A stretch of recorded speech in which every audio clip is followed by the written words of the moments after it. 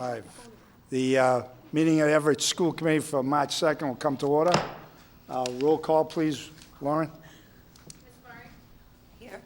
Mr. Piercy? Here. Mr. Parker? Here. Ms. Sarni? Here. Mr. Barrows? Ms. Cardello? Here. Ms. Lambert? Here. Ms. LaMonica? Ms. Deversay? Here. 7 members present. We have a quorum.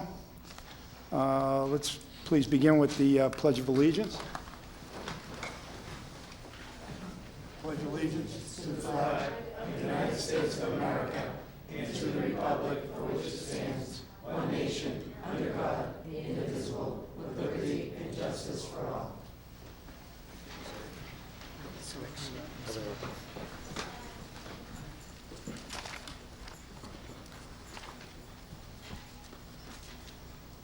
How do you pronounce that? Nick Pereira? Yes. Oh, I'd like to recognize a student rep on the school committee, Nick Pereira. Welcome, Nick. You got a tough act to follow with Ashley and Mohammed. Mohammed, yes. All right. Let me see, reading of the records. We got 3. Second. Motion made to waive the reading and accept the records as written for each, February 6th, 18th, and 20th. All those in favor? Aye. Opposed? Ayes have it. Roman numeral 4, reported as superintendent. At this point in time, under number 1, I'll let the public know that I have accepted the resignation as the school committee secretary from Ms. Janice Gauthier.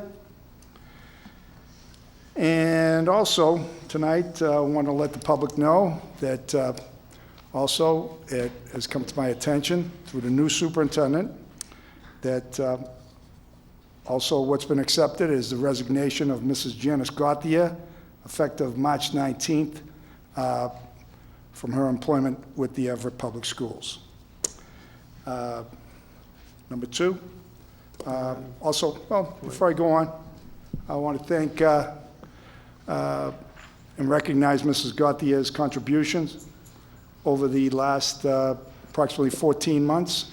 She was put in a very difficult position. She accepted it with grace and dignity. I think a lot of people out there forget, or at least have forgotten, the reason why we had to select and vote in an interim superintendent. It was done. It was an uncomfortable situation. And again, just want to thank Mrs. Gauthier for not only her contributions as superintendent, but she was with the Everett Public Schools for 49 years. And again, always a class act and throughout. And she said to me in her conversations during her 14-month period, and I totally agree with this, if there were mistakes made, anytime that Mrs. Gauthier made a mistake, she was trying her best. She was sort of learning on the job, but she always had the students of Everett's interest at heart, and that was why she was making her decisions. Again, I want to thank Janice, and hopefully we'll be seeing her again soon. And anyone else? Okay, moving forward. Number 2, I will entertain nominations for the new position of Secretary of the School Committee. Mr. Parker. So, Mr. Chairman, our rules state that the only person that can be secretary of the school committee is the superintendent of schools. Ironically, we have to nominate and vote by ballot, even though it says the only person from a rule written in 1892 that the secretary can only be the superintendent of schools. So with that, I'd like to nominate Superintendent Priya Tiliani as the secretary of the Everett School Committee. Second. Okay. Motion made and seconded to nominate Ms. Tahiliani to be the Secretary of the School Committee. Roll call vote, please, Warren. Ms. Murray? Yes. Mr. Parisi? Yes. Mr. Parker? Yes. Ms. Sarding? Yes. Ms. Cardello? Yes. Ms. Lambert? Yes. Ms. Abizay? Yes. 7 in the affirmative, 0 in the negative. At this time, Superintendent Tahiliani, if I can administer the oath to you. I don't do this well, so bear with me, okay?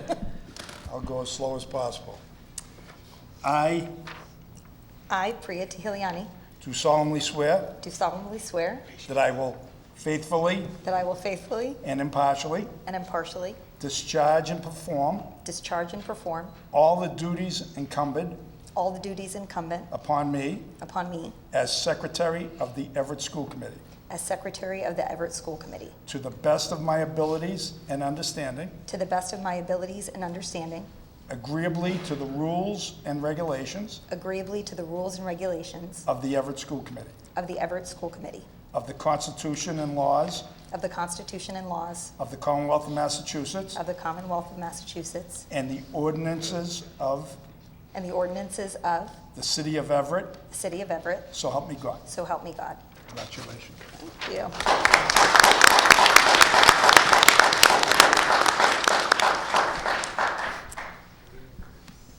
All right. It's all me. Say anything, it's all you. It I'm is glad all you made the phrases short for me. I appreciated that. It's based on years of doing it wrong. I also wanted to thank Mrs. Gothier for all of her service. I also watched the last few school committee meetings very closely and wrote down all of her phrasing so that I could do this correctly today, so hopefully I will, but please feel free to correct me as I'm sure I'll make many mistakes. Today was my first official day in the Everett Public Schools, and I had a wonderful day. I got to read with some of the students, which is why I'm wearing my Cat in the Hat shirt. So I got to go to the Whittier School and read a Dr. Seuss book with the students. So it was great to be able to spend some of my first few hours in the Everett Public Schools with the actual students. So that was wonderful. I've been meeting with a lot of the central office staff, got to have breakfast with many of them this morning, and have just started to really, learn all of the amazing expertise of the people around me. And I'm really looking forward to the coming months, working more and learning more about the Everett Public Schools. All right, so item number 3, I guess this is where I take it over. So I asked permission to bring up Dr. Easy, who will be leading us through the Academy Spotlight and the update on the Everett High School I'll Academy. make a motion. I second. Motion made and seconded to bring forth Dr. Easy. All those in favor? Aye. Opposed? Ayes have it. Dr. Easy, please. Mr. Norman is actually doing the spotlights instead of. Oh, Oh, I asked permission to bring up Mr. Nauman. So moved. a motion made and seconded to bring forth Eric Norman. All those in favor? Aye. Opposed? Ayes have it. Welcome, Mr. Norman. Dr. Easy. Good evening. Thank you for inviting us here. It's a pleasure for us to present Academy Spotlight Students of the Month.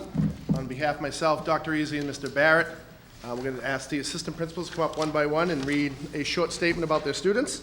So first, if I could ask Mr. Donadoni to come up.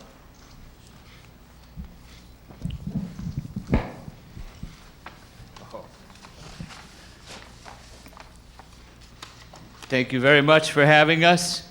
And as part of the Academy of the Freshman Experience, we talk a lot about being in a boat and rowing together and making sure that we're all working together.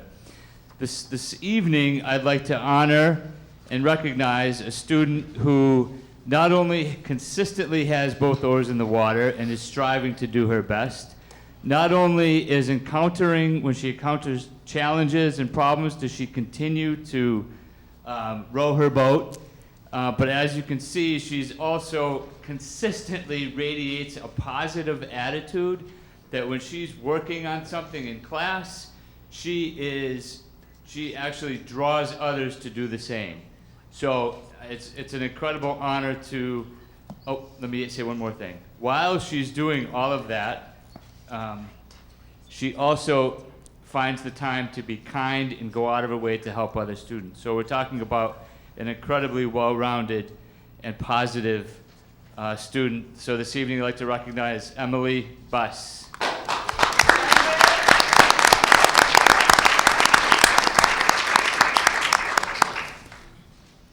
Thank you, Mr. Donadotti. Congratulations, Emily. Next up, if I could have Ms. Janet O'Reilly come up, please, to present for her academy, construction, machining, and architectural design.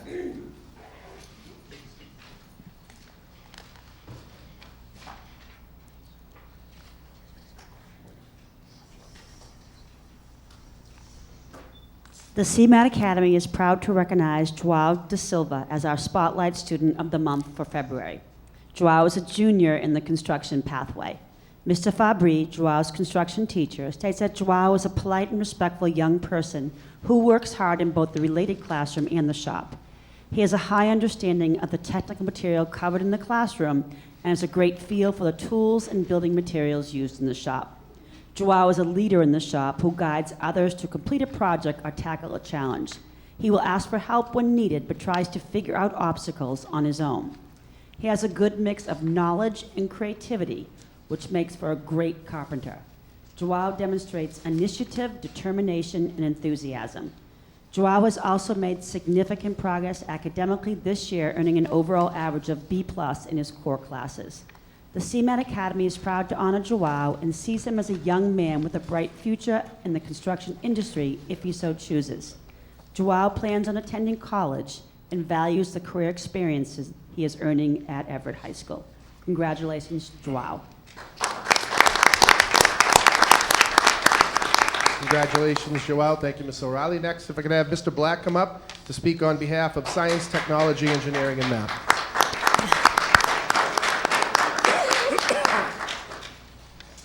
Good evening. Marisol Plencia Pinto is the Science, Technology, and Engineering Spotlight recipient for February. Marisol's commitment to her academics also extends to her work outside of school, and due to a work commitment, she unfortunately could not be here tonight. I do want to share a couple of thoughts from her teachers, however. Marisol is a great student who completes all of her work on time and works well with others.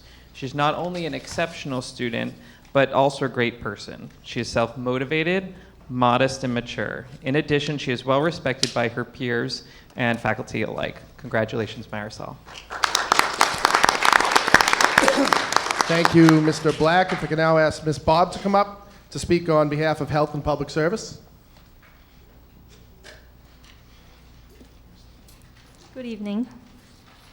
I'm here with Bianca May. She is a senior in the Academy of Health and Public Service. And as you can probably tell by the big smile on her face, she's like a ray of sunshine to everyone around her. It was a very easy choice for all of her teachers and myself. Bianca came to Everett High School as a freshman from Brazil, speaking zero English.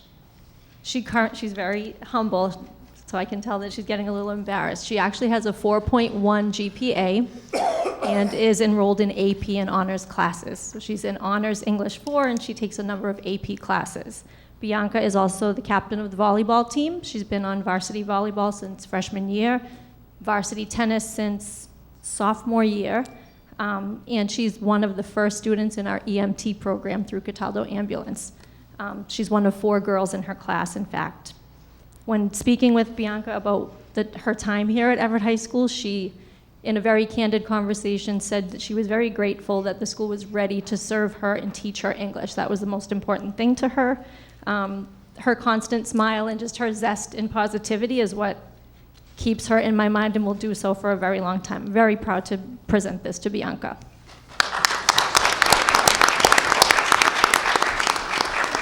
Congratulations, Bianca. Thank you, Ms. Bob. And our final Academy Spotlight of the evening goes to Ms. Di Natale in Business Law and Hospitality.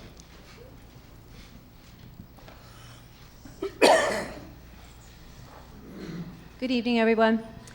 It gives me great pleasure to introduce you all to Jacob Jackson, a senior in the Business Law and Hospitality Academy. Jacob carries a schedule of 4 AP classes, an honors class, while maintaining an A or A+ in each one of them.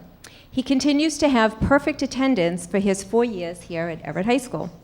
He has been a student ambassador and is currently a member of the mock trial team for the past 2 years. In a collaborative summary of conversations with his teachers as to why Jacob, is so deserving of this recognition and what he represents to Everett High School, I will say that similar words echoed throughout all his teachers. Jacob is a personable, friendly, well-rounded young man who participates in many of the after-school opportunities that Everett High School provides, and he models for students with the ideals of excellence, honor, and success. He puts forth his best effort every day.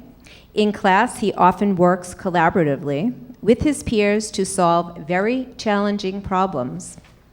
He approaches these problems with willingness to try and patiently supports other students in class with challenging concepts that he quickly grasps. It has been said that in his AP Calculus class, Jacob recognizes the value of his mistakes as a learning tool and uses them to clarify misconceptions and to reattempt problems from a different direction. He refuses to give up on any problem. He is a strong, highly motivated student that has a talent for law and criminalistics. His strengths start with his ability to lead and guide others. In several of his classes, he demonstrates strong abilities in communicating, explaining, and interpreting information and data. It has been said that he can be very shy and soft-spoken, but his peers look up to him for his leadership. He is our definition of an excellent model for all students at Everett High School. And before I say congratulations, and I got the okay from him, I'm going to share a little story that I'm very proud of. Jacob's mom was my mom's Girl Scout for many years, and those of you that know me know my mom was a Girl Scout leader for 40 years. And she always sold the most Girl Scout cookies ever, and no one could ever beat her.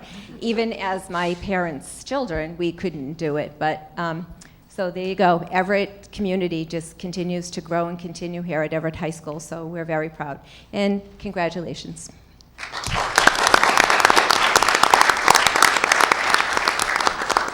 Thank you, Mr. Natali. So before we move on from the Academy Spotlight, we're going to do one more special spotlight. And I'm going to call Mr. Plotnick forward to help us with this. So this special Academy Spotlight is going to Kaya Johnson Booth, who is the first female student to receive a National Center for Women in Information and Technology Award.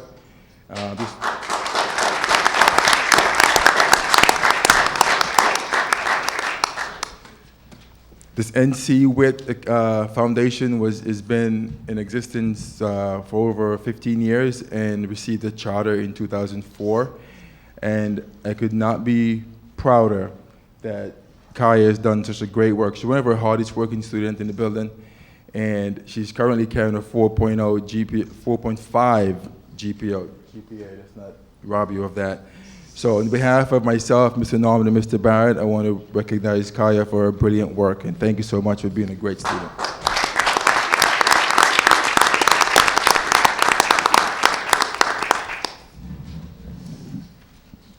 Thank you, Dr. Easy. That concludes our awards presentation for the academies. I just want to mention, too, that over the weekend, Mr. O'Brien, the music department, the percussion ensemble, won Class A against Shepherd's Hill.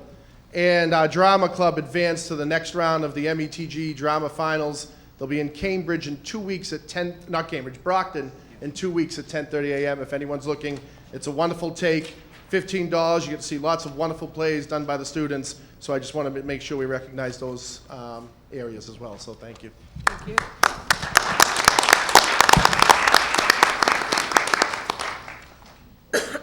Excused with customary thanks. Thank you. Thank you, Samantha. That was very good. Excuse with the customary thanks. Millie, a little slow. No, that's Tom's job. I gave it to him. Oh, you gave it to him? Yeah, Yeah, I can't do everything. I can. Item number 4. So item number 4 is relative to the update on the Everett High School Academy. So I ask permission again to bring up Dr. Omar Easy. I make a motion. Second. Motion been made and seconded to bring forth Dr. Easy. All those in favor? Aye. Opposed? Ayes have it. I just be here so I can control this PowerPoint from here.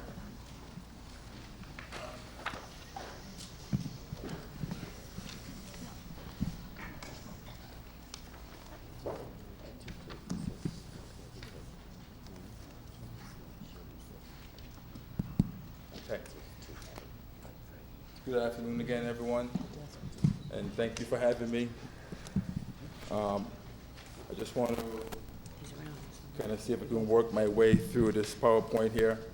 I also want to recognize one of our biggest supporter for our academies that's in the audience, Vanessa Lipsky. Thank you so much from 1-8 Foundation.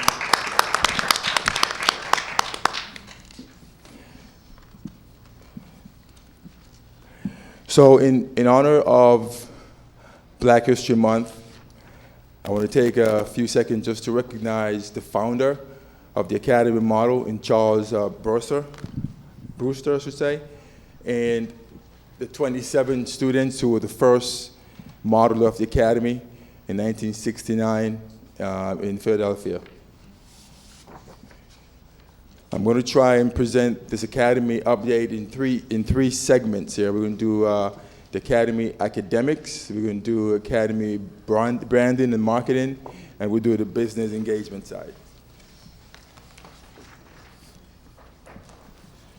So, in respect to how we have been and what we've gone through with the Academy model, on your screen right now is the freshman experience, which is team 1, 2, and 3 and 4, led by Ms. Dunn, who's our lead teacher for team 1 and 4, and Mr. Chang, who's our lead teacher for 2 and 3.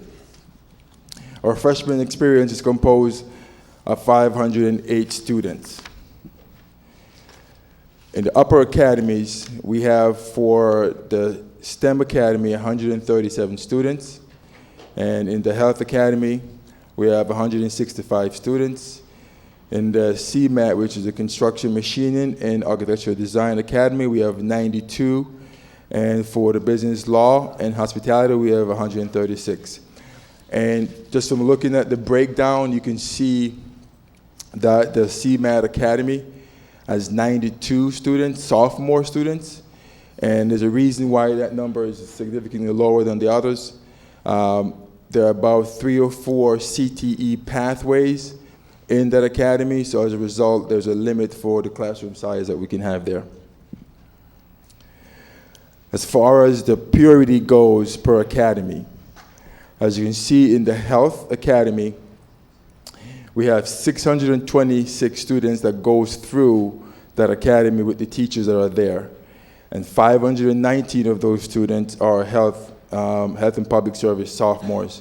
And this academy is performing at an 82.9, 83% purity right now, which is really good for a second year in our academy model. As for the for the Business Law and Hospitality, there are over 627 students that are going through each of those classes. 472 of them are from the Business Law Academy, and we are performing at a 75.2% purity. For the STEM Academy, 499 students go through this academy, 362 are STEM sophomores. We're performing at a 72.5%.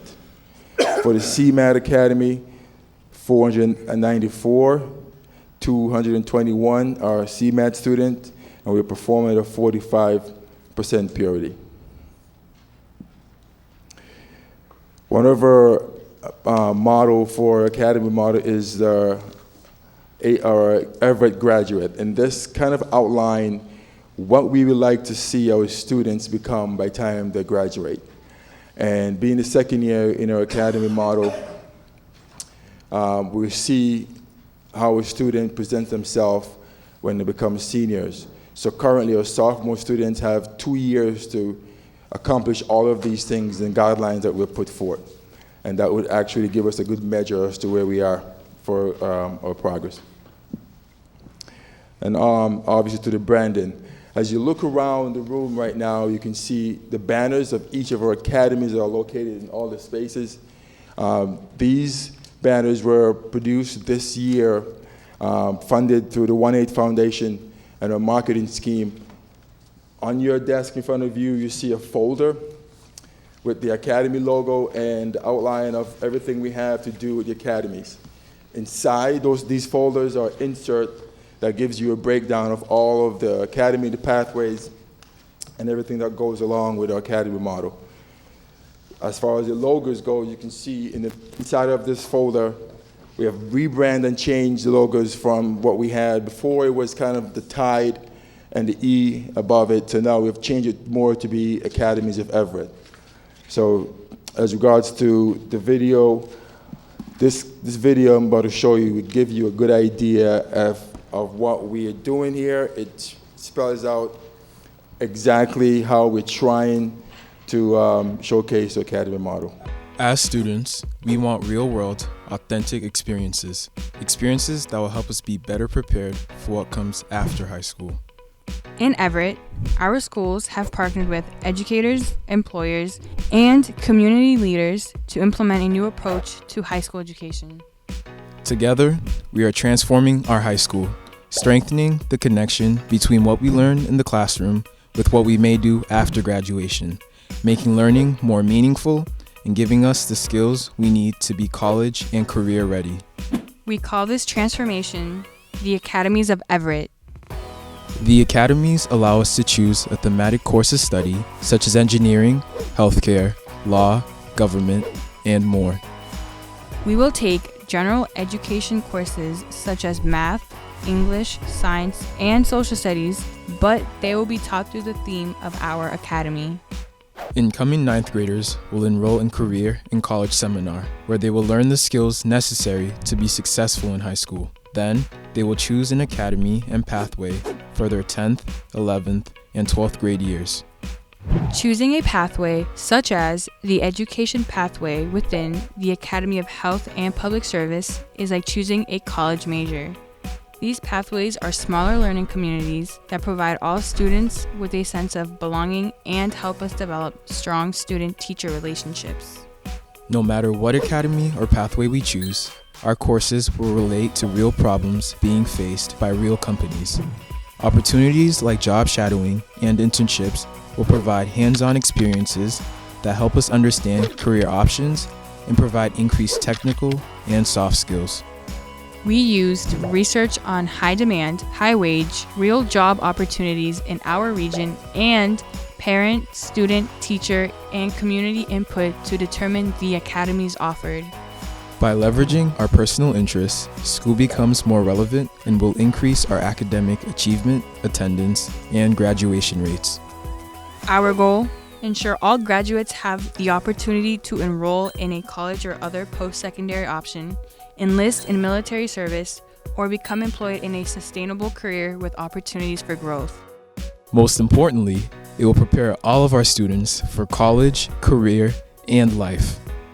To find out more or to get involved, visit everettpublicschools.org and click on Academies of Everett.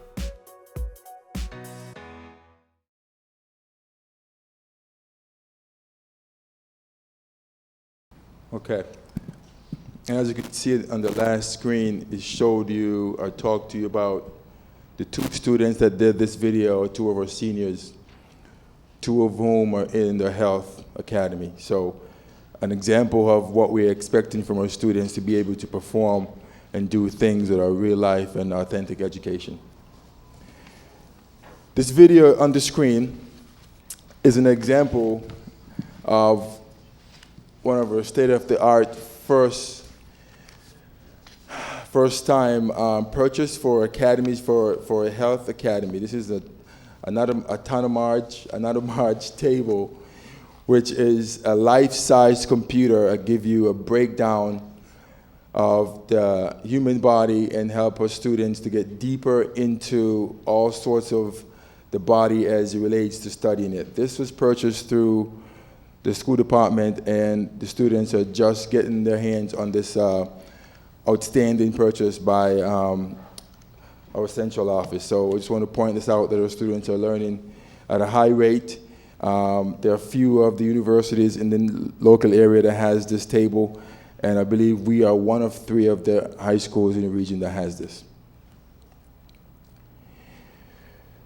The academy finance, as I mentioned earlier about 1-8 Foundation, this year alone, they donated $218,000 to us, and roughly approximately $500,000 they've invested in the academy over the past 2 years.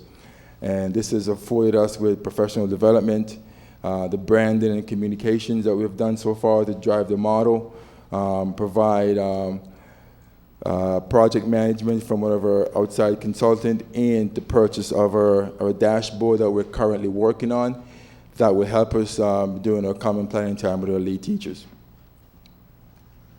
Our second funding source through the Office of Director of Curriculum, Mrs. Kroll, we had $111,000 set aside to help drive some PD in and around team building that's been going on all year in this building, including capstone development and intervention and common planning time feedback to our staff members. The $28,000 is what we got from the Department of Education for Innovation Pathway. 2 of our current programs, Health Science and STEM, are recognized as Innovation Pathway designation through DESE. We just recently applied for 3 more pathways to be recognized, which is computer science, cybersecurity, and entrepreneurship. In our gift account, we've received $6,500 from Encore, which we have used to purchase a scrub for Health Academy students, T-shirt for our Academy Cup that we had a few months ago. In a revolving account, we currently have a $1,000 donation from our senator, which we have placed there just for field trip buses and any other need that the APs will see for each of the academies. We just got awarded from Capital Skill Grant $205,000. We had originally applied for $325,000, and we only got $205,000, based on the fact that they recognize our Health Academy and not so much our STEM Academy for some different things that could have gone on. We kind of lost some of the funding there, but we're resubmitting for this next year budget season to hopefully get some more funding from our Capital Skill. And obviously, these are the famous great pictures of our APs we just presented earlier for the spotlight. Thank you very much for your time, and obviously I'm here for questions. Ms. Murray. Through the chair, I wanted to ask a question circling back to when you were talking about purity. Yes. Can you please talk a little bit about what impacts purity of the academies and why there seems to be such a large discrepancy between some of the academies? Okay, so for example, when you look at it's not here, but our freshman experience, because all of our freshmen are going through our freshman experience academy right now, so they're probably around 98% pure. Mm-hmm. The purity as it differs based on the upper academy is due to the fact that not all of our teachers in the academy are teaching only academy students. So you could have, in one classroom, you can have 15 students from the Health Academy, and there could be 5, 6, 7, or even 10 students from the STEM Academy. So that kind of messes with the purity. So as we get our new scheduler, Mrs. Martin, who just recently got hired, we hope to work diligently on that to make sure it's pure across all of our academies. And I think the biggest one that we see as a low performer, so to speak, is the CMAT at 45%. Mm-hmm. And again, there's some things to do with CTE being more prevalent in that academy. Out of the 5 pathways, we have 4 of them are CTE pathways. Thank you very much. You're welcome. Anyone else? From the chair, the table that you showed, did you say there's only 3 in Massachusetts, in high schools and schools? In the high, yes. So this table, when we went to one of our cohort training in Dallas, at Dubisky High School, Korea Technical High School, which is the high school that we're planning to go on with Ms. Cadello on a visit in a couple of days. They have this table there in the high school. And I was so amazed to see the student actually working with this table and being able to dissect a body from head to toe and cut it in half and open it up. And there's actually a video in here. I don't want to kind of take up too much time, but I could show the video to give you a good idea as to what the table looks like. But we came back and talked to folks at the central office, Mr. Abrimsky and Mrs. Gauthier, and worked through the process to getting this table here. Right now, Virginia Tech, UConn, Stanford, Harvard are a few of the universities that have this table.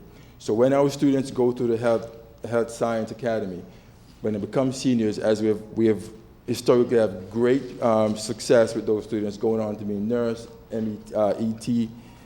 EMTs, and all sorts of medical jobs that they've gotten over the years. When they leave this building from another academy, they'll be so versed in that table and the anatomy of the human body. I think we separate a student from everyone else. And what was the cost of the table? The cost of a table, I think, is about $80,000. Mr. Parker. Thank you, Mr. Chairman. Through you to Dr. Easy. Dr. Easy, one of the challenges at the high school has been attendance. Yes. And, I just want to know, is it too early to tell what impact, the academies is having on attendance as far as approving our rate? I think as far as the academy goes in relation to attendance, we are currently working diligently with the freshman and the sophomore students. Why? Because those are the two class and grade level that we have cohorted and having smaller learning communities. So as we break down each academy and taking the students with chronic attendance issue, we have been calling. In fact, just as far as today went, Ms. Reyes, who's our parent liaison, have called over 430 ELL students alone, just to make sure that they know that we are watching their attendance. Those are the students who are probably about 10 to 15 absences so far this year, knowing that when you get to 16, the summer school, and when you get to 32, you're going to repeat for the year. So we're trying to get ahead of the curve and just trying to see if we can get those students in. We also mailed out over 500 letters last week for attendance.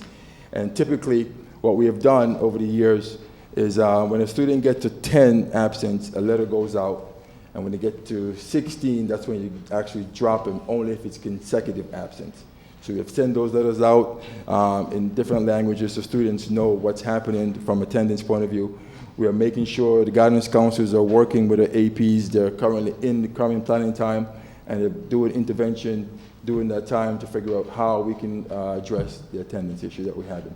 And it's hard to kind of use the academy as, I guess, the gauge right now because we haven't really had a full cohort gone through the 4-year model. But we're seeing signs of where it's working and will continue to work. The dashboard that we are getting ready to launch with through our lead teachers in common planning time will also give us a good resource to help us curb that chronic absences because it will alert each of the students who have been tardy and late for 3 or 4 times, depending on how we customize it. Thank you. Anyone else? Ms. Lambert. Through the chair, Dr. Easy, I actually attended a forum last week on the Student Opportunity Act and had the pleasure of meeting a group of freshmen, and when college and career readiness came up, they said, we're good. We feel really confident that we're going to be okay. So that was really nice to hear. But I did have a question about how special ed and inclusion works with the academy model, and have you seen any improvements over these 2 classes that have been fully immersed in it as far as performance progress? So the good thing about the academy model is the student choose their academies once they go through the freshman year and explore all of our pathways. So any student and every student has the chance to select an academy. We're making sure it's equitable across all subgroups, and that's one of the most important parts for us. And obviously, as you know, we have a connection program here in the building that has really helped us tremendously under the leadership now of Ms. O'Reilly, who is taking the lead on making sure that we're following protocols and getting the students all the resources they're in need in that connection program. But as far as the academy goes with special education, nothing really has changed in the sense that we would do anything extra because of all the things that we've been doing for all these years already. I wasn't sure if the increased engagement has had a positive impact as far as performance and progress. So I just wasn't sure if there was a measurement right now or if that's something you're looking towards. So right now what we know we're doing, because we have 2 guidance counselors per academy. So the good thing about that, prior to now, we have 1 counselor for every 450 students. So obviously when you break that down, there's more chance that the counselors get to all of our students. So I think just having extra support around all of our subgroup is actually going to turn out to be the best thing for us going forward. I agree. Thank you. Ms. Murray.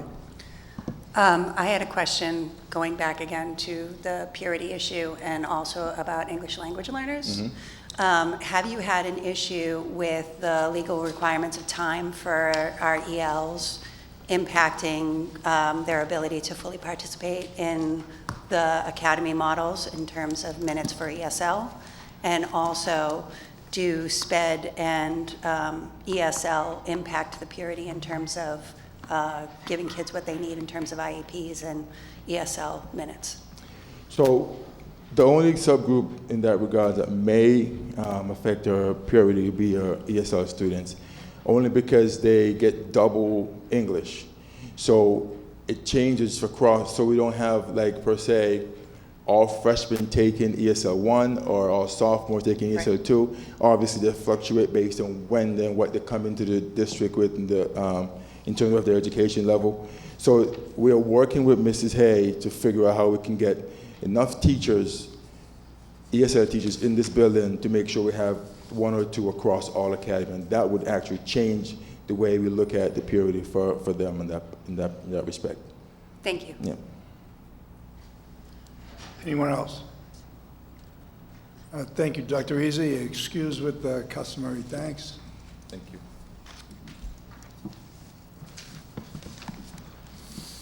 Your presentation was beautiful. Okay, number 5 is an update on the HVAC repairs needed at the Lafayette School. So I ask permission to bring Mr. Obremski and Mr. Bond. I'll make a motion. Second. Motion made and seconded to bring forth Mr. Bond and Mr. Obremski. All those in favor? Aye. Opposed? Ayes have it.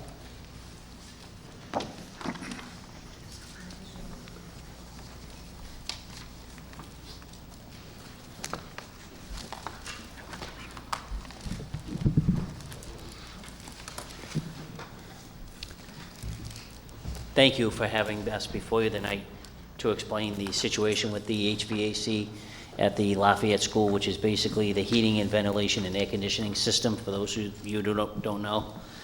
Mr. Bond has been monitoring the HVAC and heating systems at the schools through our contracted company, E&E, for the last year. There have been a number of repairs made to the schools listed in your packet, but the most serious problem is at the Lafayette School right now. And as you know, the Lafayette School was built in 1999, so it's about the HVAC system is about 20 years old. And you know, if you have air conditioning and heating in your house, you got to make repairs to it.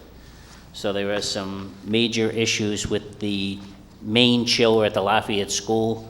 With the main chiller actually goes to the classrooms at the Lafayette School. There are a couple of smaller chillers that go to the hallways and the offices that seem to be okay, but it's the main chiller that goes to the classrooms at the Lafayette School. We did meet with E&E, Mr. Bond and myself, a couple weeks ago, and we also met with Mr. Demas, the Chief Financial Officer for the city. So if you take the whole packet, which has 4 potential issues on it, Mr. Demas will put some of them into capital improvement plan, hopefully when the city goes forward this year with their plan. We did speak to him about that. Obviously, he needs a council and mayor to go along with it. But the Lafayette School, there's a 10 to 16-week lead time just on the equipment. So if we wait till the capital improvement plan is approved, we wouldn't even be able to order the equipment to July. And this work has to be done in the summer because you need to bring a crane in to take the system off the roof and put it on the street. We'll have to be closed for a few days to be able to do this. So after speaking with Mr. Demas, my recommendation at this time would be to pay for it out of the existing school budget, which is about $470,000. And when I get to finance later on, it may leave us short at this time approximately $100,000 from our budget. But we have plenty of money in revolving accounts to transfer some money later on. Like, I'll give you an example. In the Devon School tuition account, there's upwards between $500,000 to $700,000 where we could transfer that to pay the lease on the Devon School, and then transfer the money that was set aside in our regular budget to pay the lease to the HVAC line item. I don't know if Mr. Bond has anything that he can add at this time. Thanks, Mr. President. Madam Superintendent, thank you. School committee members, thank you very much. On January 1st, 2020, there's a refrigerant R22. The federal government has now banned that to be used in air conditioning units. Unfortunately for us, that ties into most of our buildings. And as our contractor has started to get the buildings ready to add the air conditioning back in from the heating, we have to transition. We can't run the two at the same time. So as he transitioned, he went up on the roof of the Lafayette and found that our chillers are leaking. One of them, the large one. Additionally, it's running on 2 circuits out of 4, so 2 circuits are gone, and it's leaking. Normally, you try to do repairs. We did at the high school here this past summer. However, because our 22 refrigerant can no longer be used, you can no longer get parts for the chillers that we have. That causes the problem of us needing to order a new chiller. And it is going to be an issue for those other buildings also. So that's why we're here today. And the amount, as you saw, is $470,000. The company we have, the contractor, is pretty confident that we'll get through this spring, and not at all confident that we'll get through next year. That's why we're trying to take action now. And the price of the $469,800 is an estimate. Obviously, we have to work with the procurement officer, go out to bid, put this together, but we feel that's a pretty good estimate on what the cost will come in at. We don't expect it to come in above that cost. That's a pretty good estimate. Thank you. Ms. Sani. Thank you. Thank you, Mr. Bond. You answered some of the questions I was going to ask. Just wanted to ask a question. Do you keep a service record log on all the different schools with the HVAC at all, the service? We do, and most of our calls, honestly, are rather simple. It's my room's too cold, my room's too hot, most. We then get into calls such as leaks and what causes them. We have, for instance, at the English school right now, we have a bunch of valves that are popping, again, because of the age of them. And our HVAC person is repairing those every day, and now we have to have them insulated. So that's the next level. The third level of repairs, obviously, what we had happen at the high school last year, the Webster with the boiler, and now this chiller, which is the major repair, and we need him to bring in not only himself, but the company brings in outsiders to help. Do you know roughly what the cost that we've been paying out for repairs on these units? For these here? Well, especially, I say the Lafayette in general, that's where we're talking about most. Maybe we'll see I right could now. get you a real cost by going, at the office tomorrow, but I would tell you that we have a guy on call every day who's part of the contract. Okay. And he comes every day and does the general easy repairs. We get the contract, we don't get an extra charge for that. So you feel that this is necessary to be repaired because of the years, how old it is, and that it's necessary that it might fail through the summer this year? Yeah, I mean, from what they're telling us, as I said, they feel okay that we're going to have air conditioning in the classrooms this year. Okay. Okay. So we're worried. I'm not going to kid, we are worried, and that's why we're trying to be a little proactive. When he went up on the roofs in the snow, he called me right away and said, "You got to come up." I went up and he showed me the leaks. And this was something new. It was not there last year. So it's just the age, it's rusted out. Okay. All right. Thank you very much. Thank you. Ms. Cadell. Thank you, Mr. Chairman. Through you to both Steve Blunt or Mr. Obremski. I know this is necessary. I know it has to be done, and I know it's old. But we also have so many other things, so many other issues. And we're talking roofs, we're talking possible mold because of leaky roofs. Are we putting all that in part of the budget? I know we've talked Yeah. about it, Mr. Earl. I did meet with Mr. Demas maybe a month or so ago in regards to some capital that we would recommend. One is the roof at the Webster School, which needs repair. And if that was approved, whenever we did the roof, we would do the air conditioning at the same time because it would work together hand in hand. George Lane, who oversees facilities maintenance for the city, has already gotten a proposal even last year to repair the entire roof at Old Everett High School, the Webster School extension, and not just our part, the entire roof. I believe the estimate was maybe about $5 million, but he intends to put that in capital this year. On the request of the mayor a few weeks ago, Mr. Lane went up there after a meeting we had with the mayor to look at the leaks, because it does leak mostly in the same spots every time it rains. He has tried to fix those every time it does happen, and it was recently tested, and I will get you the results of the tests at the school. I haven't got them yet, but we have a meeting with the mayor tomorrow, and I will make sure we get results of those tests. That's at the old high school? Yes. Okay. So that capital improvement for the old high school will come from the city budget, is that correct? Will come from the overall city budget when it comes up, and we probably bond it over, I don't know if they bond over 20 years or 30 years. Okay, and the Webster roof, is that out of Well, capital? we recommended it go in there. Obviously, that's part of the mayor's plan when he puts forward to the city council. May not all go in this year. Some could go in fiscal '21, some could go in fiscal '22, some could go in, have you noticed in the last few years, if you've seen the city budget book, there's a 5-year plan, I believe, for capital. Okay, but this money, this somewhere around $470,000 would strictly come out of the school budget. Correct, only because of the time issue.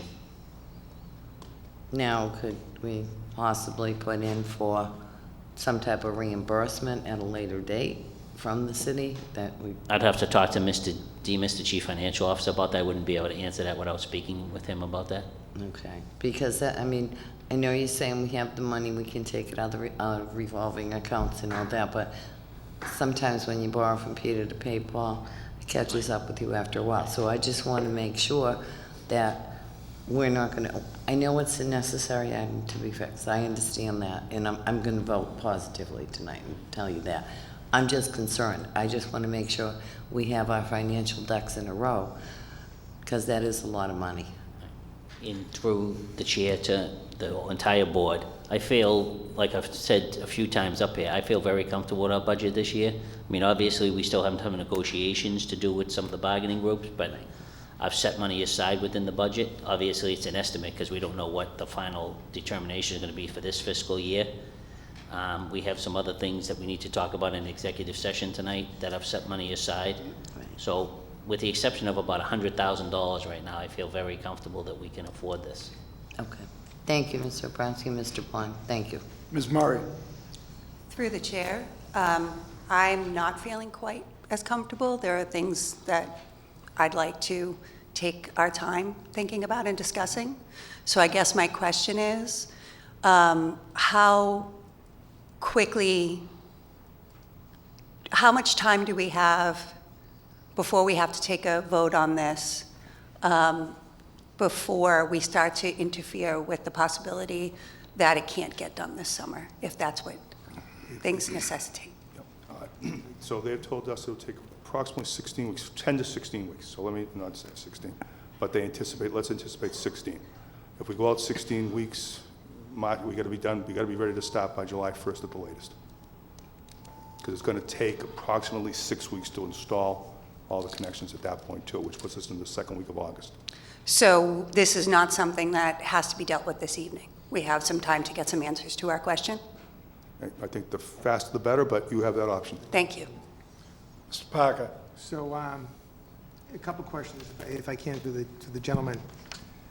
The $470,000 for the Lafayette, with the 10 to 16-week lead time. 16 weeks would take us into the next fiscal year. Time of payment, I mean, is it upon delivery? Is it negotiated up front? I mean, you know, so if we've got the money in the current budget and the material arrives July, we're in a new fiscal year, what happens then? It's when they start the work, Mr. Parker, so they can start some work, start disconnecting the current chiller that's up there. Okay. Anything, as long as they start in this fiscal year, Yeah, the money comes out of this fiscal budget. Okay. If we held off to after July 1st, then it's in the next fiscal budget. would it be paid in, increments? Would it be paid all prior to June 30th? Definitely increments, and we haven't established a payment schedule yet, but we do not pay all of it till the job is done. So Okay. we pay in pieces. And the revolving funds can be carried over to the next fiscal year? That's correct. Okay. Webster School, what's an RTU? On page 2? Yep, so there's the Webster ready-to-use replacement, so there are heating units up there. Heating units? Yeah, And these are for the temporary classrooms? correct, the modules, correct. Okay, so these temporary classrooms were bought when John McCarthy was mayor. Late 80s, early 90s? I mean, what's the feasibility of putting in $188,000 into temporary classrooms that are what? 30, 35-year-old? I mean, does it make sense, or is it just a question that, we don't have any other options? Well, I would tell you that we don't have any classroom space, obviously. You're very Right. short-handed in classroom space, so we need the classrooms. So unless we can come up with some other classrooms, I mean, it is a lot of money for an old facility, no doubt. In fact, we're looking at the roof in that facility, so there's some more money we're potentially talking about for a roof. But the question becomes, we need the classroom space. And I guess that's the option. What do we do? Okay, well, it looks like the Devon School is going to save the day for us. Absolutely. And if I came to the chair, Mrs. Murray, we can, in parallel, go out to bid and do our due diligence in the meantime, and then when the bid comes before us, we can vote for or against this. So we can move forward with the process, but, if we give them the green light tonight, doesn't mean we have to pay for it, so to speak. Tom? Ms. Murray? Through the chair. My hesitation would be whether or not we're actually going to take financial responsibility out of the school committee's budget for this at all. And if we're not, how quickly we can get the city to take capital responsibility for this? And if so, what is the city going to offer us in exchange or in reimbursement? I'd personally like some answers to some of those questions before we move forward, because I feel like once we've moved forward, we've accepted that it's our responsibility to pay the bid, but maybe I misunderstand. If I may, and just to clarify. Ms. Cardello? Thank you, Mr. Chair. Going along with what Frank said, what the vote is tonight is to give them the permission, so to speak, to go out to bid. There's no commitment. Then it comes back to us. But if they don't go out now with the bidding process, by the time that comes back, we may be talking a whole different ballgame. So that's what the actual vote would be tonight, is to allow them to go out to bid, not to actually do the job or accept a bid. Okay, so, and that just following up what Frank said. So, great questions, right? And they need to be answered. So with that, Mr. Bremski, our budget is due to City Hall, what, the week of April 5th? It's usually due 45 days before the city budget is approved. That's what Okay. it says in the city charter, 45 days. All right. Will we begin having our budget meeting soon, or what's the schedule in that sense? I just had that conversation with the new superintendent today, Ms. Talahani. Okay. And I'd like to review the budget with Ms. Talahani, and I was going to have a conversation with you, since you're the chair of finance, even though it's a committee of the whole now. Right. But I didn't want to do it until Ms. Talahani started today. Okay. So maybe tomorrow we can have a conversation on No, that? because I think Mrs. Murray asked some very, very good questions. Also, too, is that I know there's a school finance review board meeting tomorrow. The agenda is set. Thinking that, tomorrow meeting is actually for February, those could be questions that we could pose and put on the agenda for the last Thursday in March to be answered by the school finance board, too. So, again, good questions need to be answered, and we could do that, again, in parallel with the structure that we have in place. Could I, through the chair, if I could make a recommendation, and this is really just a recommendation, that if you want to give us permission to go out to bid, and I'm not saying you want to, if that's something you want to do, and then Ms. Talahani we could set up a meeting with the mayor and the chief financial officer, do a separate letter to see if there's any way the city may be able to pick up some of the cost, if not all of the cost of this, and out of this fiscal year somehow transfer money or do something.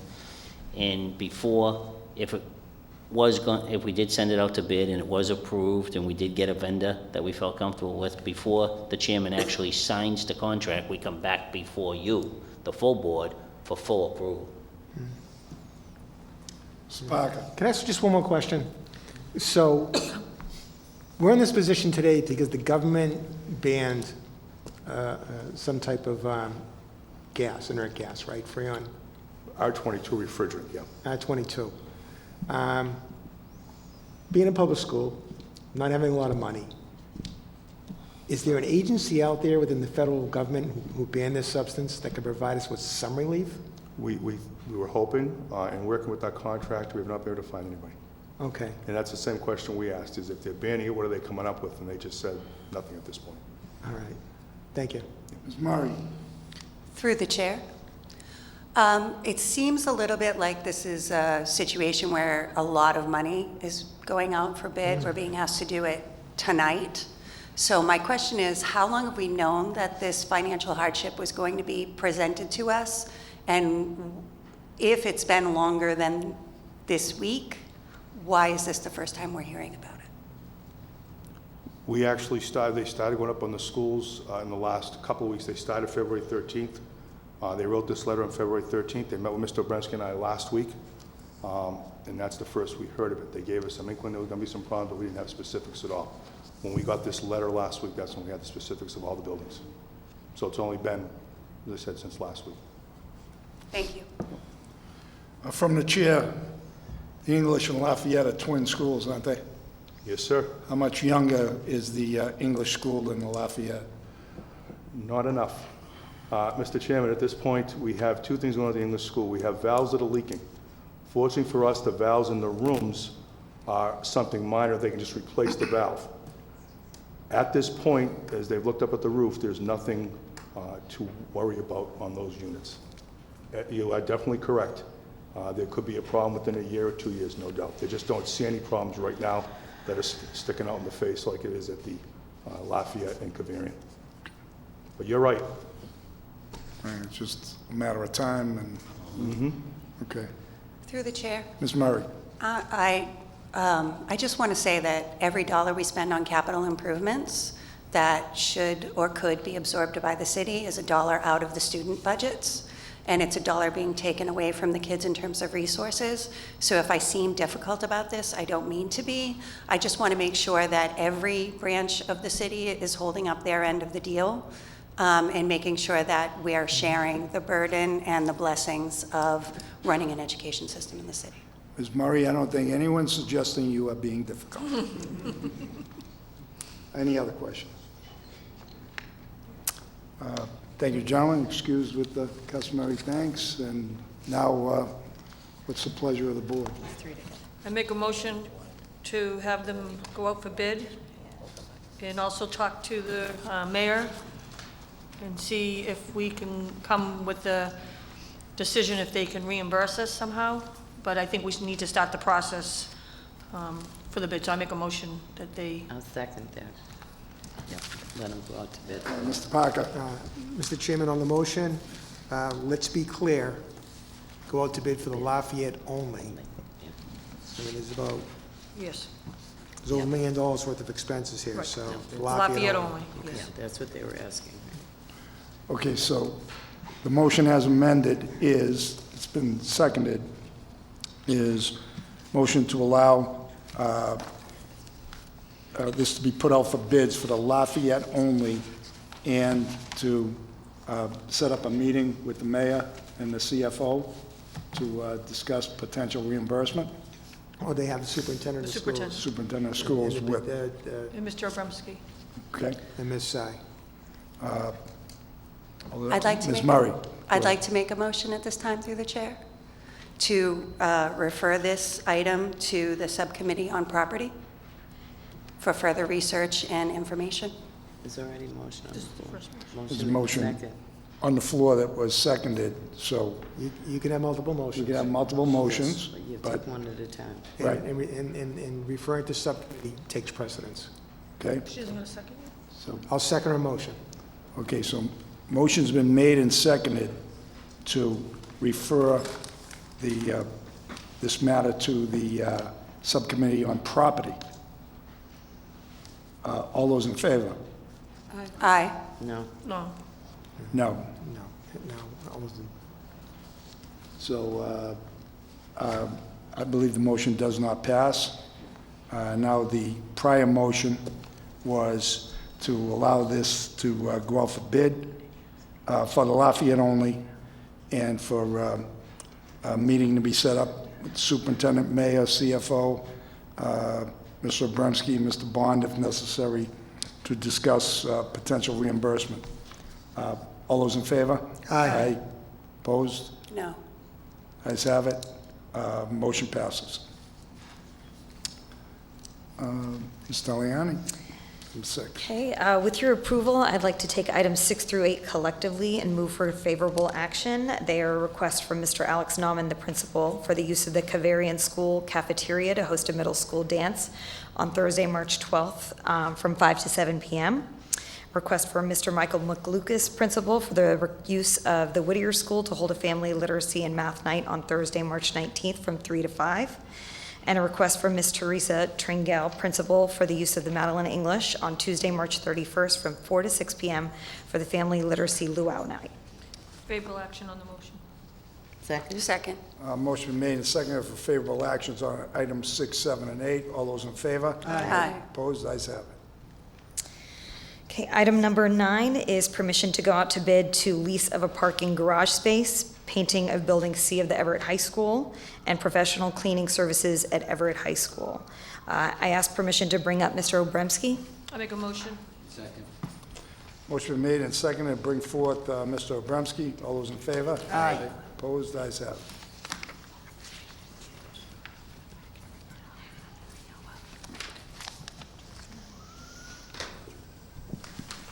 Thank you.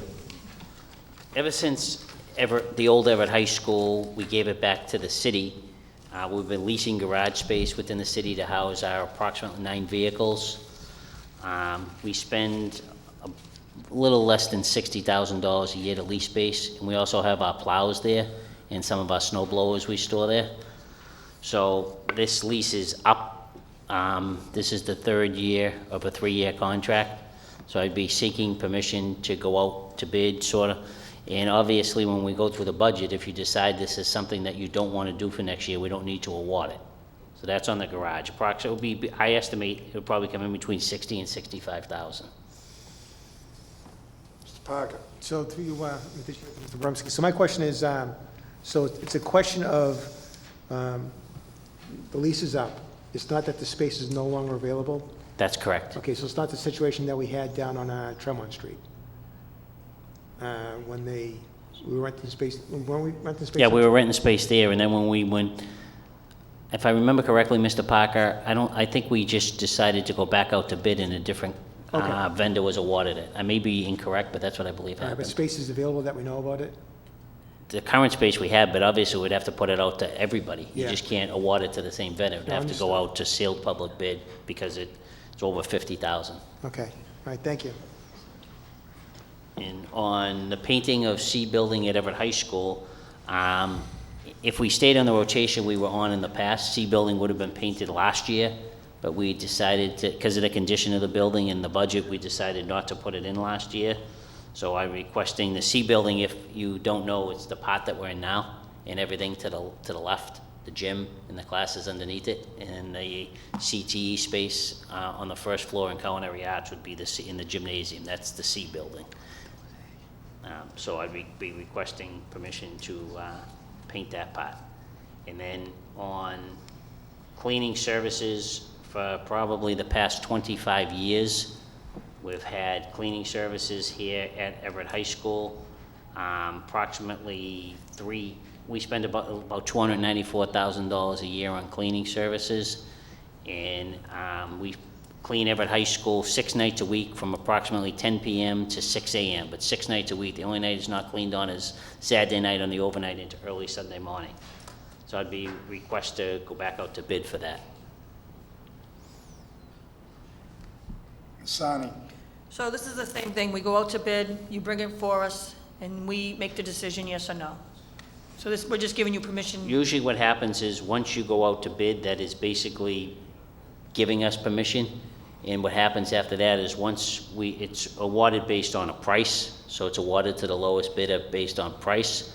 So then usually that happens is, once it's awarded by the procurement officer, like I think it's 6 people in the city have to sign the cover sheet. One is the chairman of the school committee. If you wanted to bring us back in front, that would just have to be part of the motion made at the end, that we would come back once we knew the pricing. Okay, thank you. Ms. Murray. I had a couple of questions. This professional cleaning service, this is in addition to the house workers and the custodians? That's correct. We have, at Everett High School, we have custodians starting either 5:30 or 6 a.m. all the way till approximately 9 p.m., I'm sorry. With the exception of when we have games or a band event that goes past that. So it's in addition. We have approximately, I'm going to say, 9 or 10 house workers overall in the whole school district, and approximately, with putting the other ones on, approximately 36 or 37 custodians, with the addition of the junior ones that we just made junior custodians. So these people clean Everett High School only overnight. And when is their The contract is up June. All the cleaning services in the garage are both up June 30th, 2020.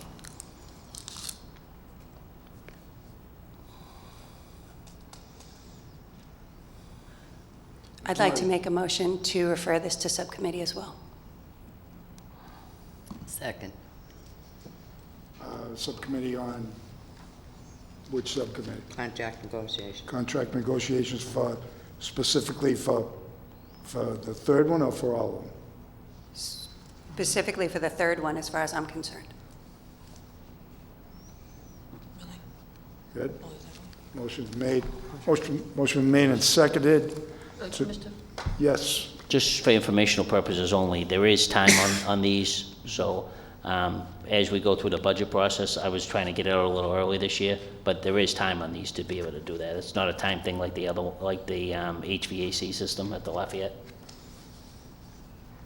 Okay. Ms. Parker.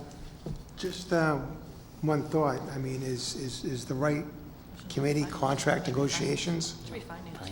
It should be finance. Or property. Finance. Property, good. No, it's finance. It's finance. Finance or It's property? finance. Well, you're going out for a contract for the cleaning services, that's what I thought.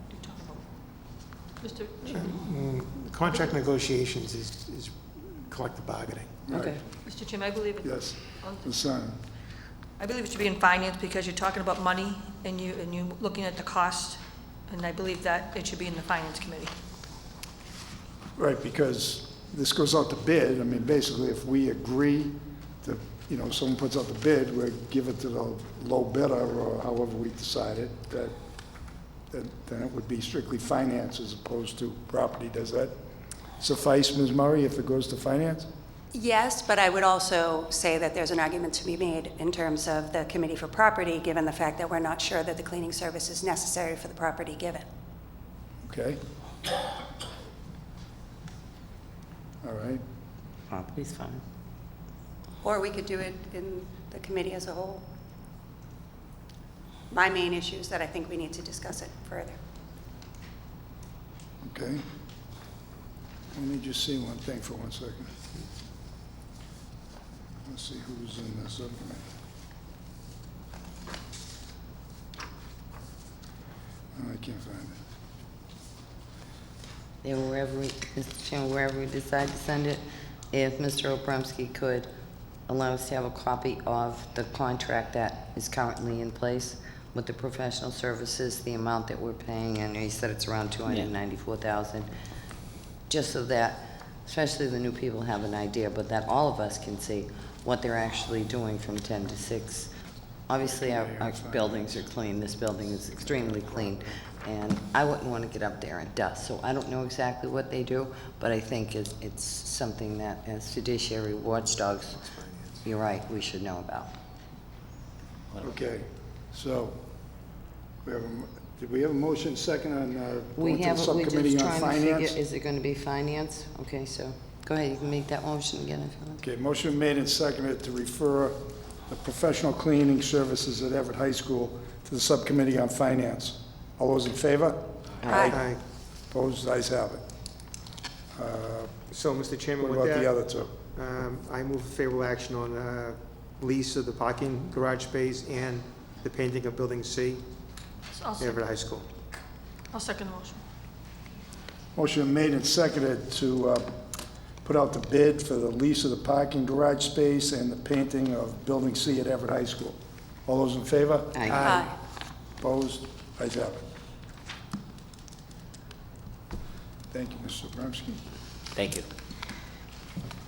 All right, with your approval, I'd like to take items 10 and 11 collectively and move for favorable action. Their acceptance of the school council minutes for Everett High School, Madeline English, Whittier, and Cavarian, and the acceptance of a $100 donation to the Richard Alberti Scholarship Fund. I'll make a motion to accept the school council meetings and also a letter of thanks to the Richard Albert Scholarship Fund. The letter of thanks. Second. Motion made and seconded to favorable action for items 10 and 11. All those in favor? Aye. Opposed? Ayes have it. Items submitted by school committee members. Participation update on the Student Opportunity Act survey. Mr. Parker. I know we received a communication today from Ms. Kroll, who I don't believe is in the audience, but if I recall, the number went from 56 surveys completed as of February 20th. Friday, there was 219. Have we heard anything different in that matter, Madam Superintendent? I have not. Okay, Other than the email that you received today?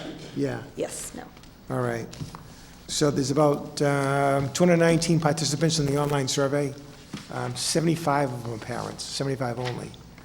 So I don't know what the cutoff is for this information. I'm assuming it's by Friday.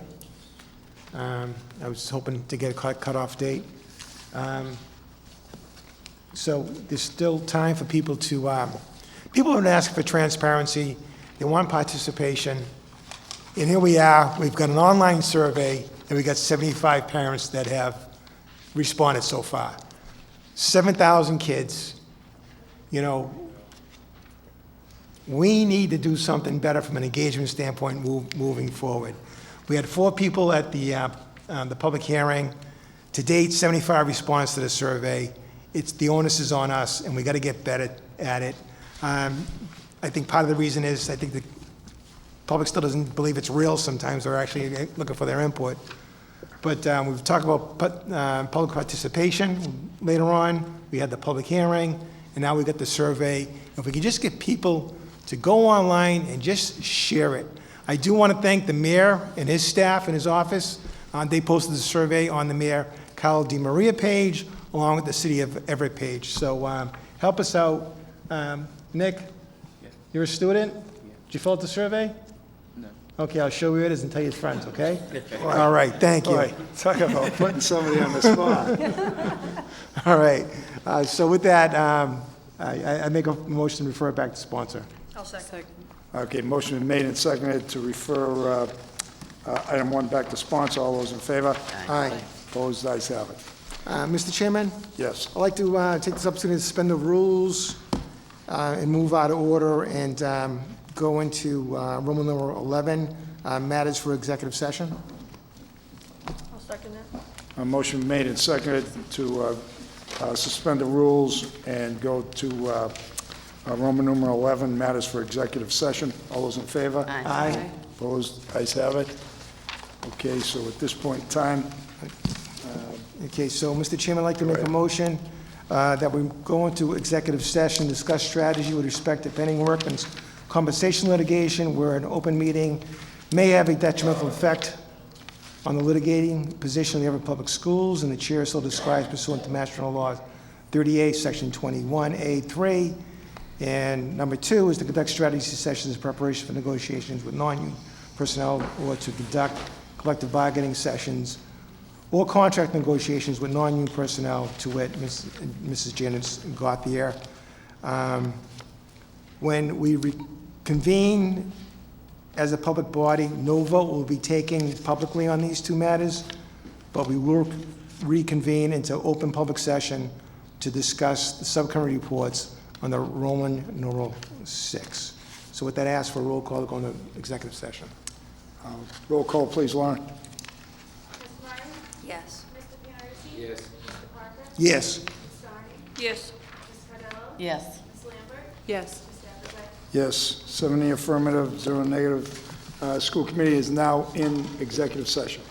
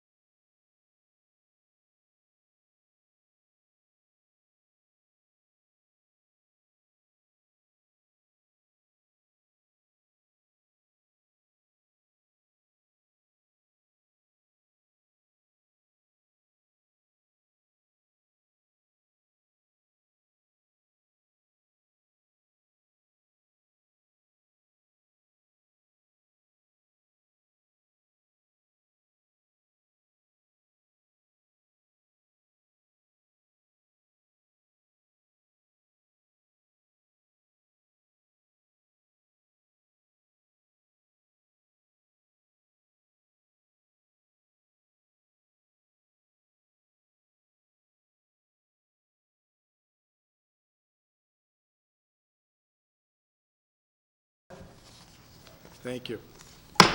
School committee's back in open session. Mr. Chairman, I make a motion to revert back to the regular order of business, Roman number 6, subcommittee reports. I'll second it.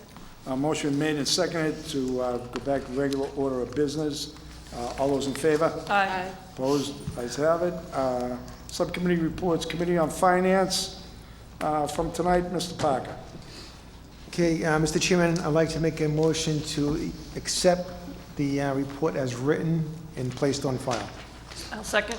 Motion made and seconded to accept the report as written and placed on file. All those in favor?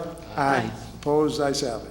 Okay, if I could, Mr. Chairman, make a motion to approve bills and payrolls in the amount of $1,744,231.35. I'll second it. Motion made and seconded to approve bills and payrolls, the amount of $1,744,231.35. All those in favor? Aye. Opposed? Ayes have it. Mr. Chairman, if I could, make a motion to pay bills and payrolls in the amount of $1,744,231.35. I'll second. Motion been made and seconded to pay bills and payrolls in the amount of $1,744,231.35. Roll call vote, please, Lauren. Ms. Murray? Yes. Mr. Panarisi? Yes. Mr. Parker? Yes. Ms. Soni? Yes.